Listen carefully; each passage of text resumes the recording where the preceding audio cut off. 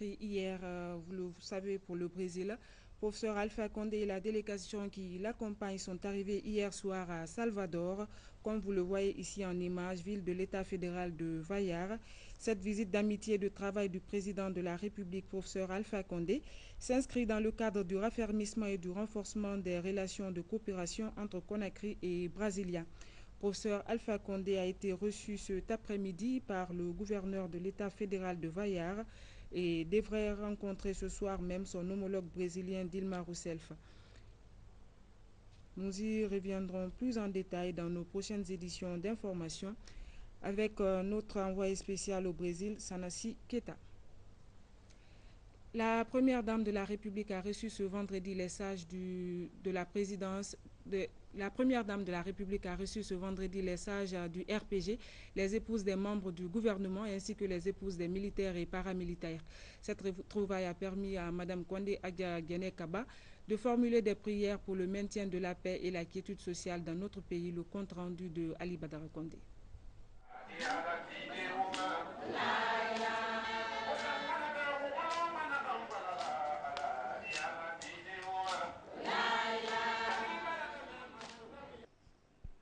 C'est par des prières et cantiques religieux que la première dame de la République, Mme Kondé Adja Kaba, a reçu les sages du RPG, les épouses des membres du gouvernement, les responsables de la sécurité et les épouses des militaires et paramilitaires.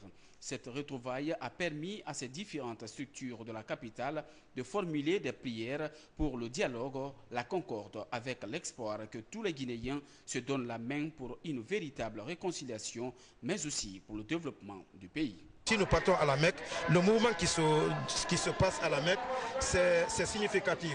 C'est-à-dire le monde est parti derrière une seule maison. Aller s'aligner derrière un seul imam et le mouvement est ensemble. C'est le mouvement d'ensemble qui est là, un aller et un retour.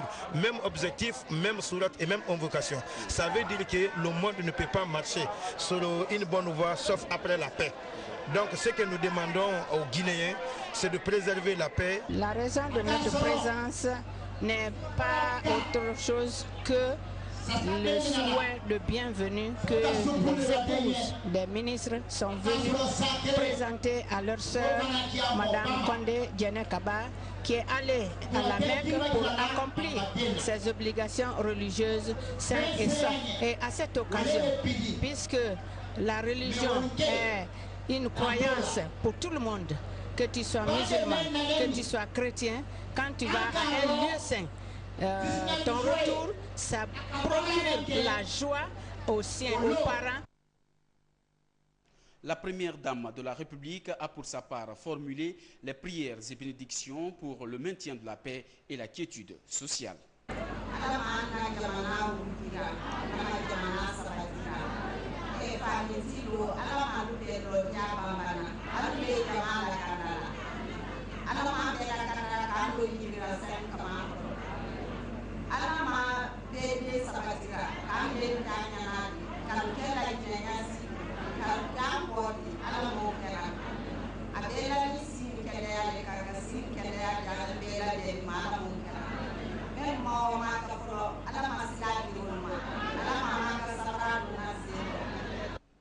Au cours de ces festivités marquant le retour de la première dame des lieux saints de l'islam, les épouses des militaires et paramilitaires ainsi que les épouses des membres du gouvernement ont offert à la première dame de la République, Mme Kondé Adja Kaba, plusieurs cadeaux en guise de reconnaissance de ses services rendus à la nation.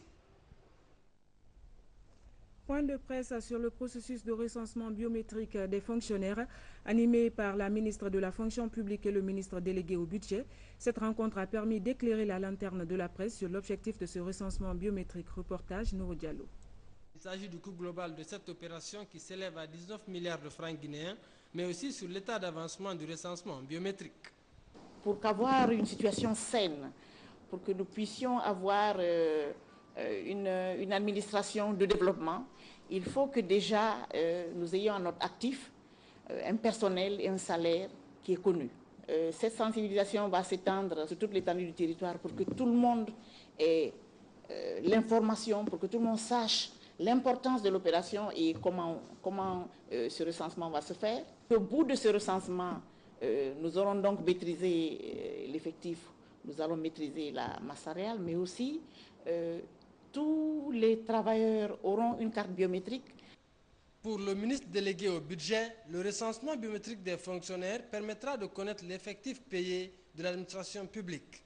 Le processus de réforme et d'assainissement que nous avons commencé avec ce recensement biométrique ne va pas s'arrêter juste dans 1 mois ou 2 mois.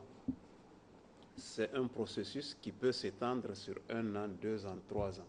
Nous sommes décidés, comme nous l'avons dit, à rendre ce fichier propre, à enlever tous les éléments qui ne sont pas normaux dans ce fichier. La fin de cette opération permettra à la fonction publique guinéenne de gérer la carrière des fonctionnaires guinéens. Les inspecteurs de l'Office national du contrôle de qualité sont actuellement en conclave à Conakry. Objectif, renforcer leur capacité dans le contrôle de l'application de la réglementation relative à la qualité des biens de consommation en Guinée. C'est un compte rendu de Falilou Diallo. Pour assurer une prévention maximale, il faut absolument que la sécurité sanitaire des aliments soit une préoccupation constante du stade de la production à celui de la consommation. C'est pour mieux veiller au système de contrôle de qualité fiable tourné vers la protection des consommateurs locaux et la défense du label produit de Guinée que cette rencontre a eu lieu. Dans le but d'asseoir un système de contrôle de qualité fiable tourné vers la protection efficace des consommateurs locaux et la défense du label produit de Guinée, nous sollicitons la préparation et l'exécution de programmes de formation et de mise à niveau à l'intention des cadres, des agents de laboratoire, des inspecteurs, afin de leur permettre de répondre mieux aux nouvelles exigences dans les domaines de l'inspection et du contrôle de la qualité. Cette rencontre de Conakry est le fruit de la collaboration entre Office et l'Organisation mondiale de la santé. Une action qui a permis d'élaborer un document départagé en 4 sessions de formation, dont celle de Conakry est la 3e exécutée après celle de Kindia et de l'Abbé. Votre rôle en tant qu'inspecteur de contrôle est de veiller à ce que les producteurs, les transformateurs et les distributeurs identifiés comme étant les principaux responsables de la sécurité sanitaire des aliments disposent de systèmes de contrôle interne appropriés basés sur les principes du HACCP. Pour donner plus de visibilité et d'efficacité à l'Office national de contrôle de qualité, le ministère du Commerce vient de signer le projet de rénovation de l'Office. Un appel d'offres pour les travaux pourrait être lancé dans les jours à venir. Mesdames et messieurs, c'est la fin de cette édition. Merci à vous de nous avoir reçus chez vous. Je vous retrouve tout à l'heure à 20h.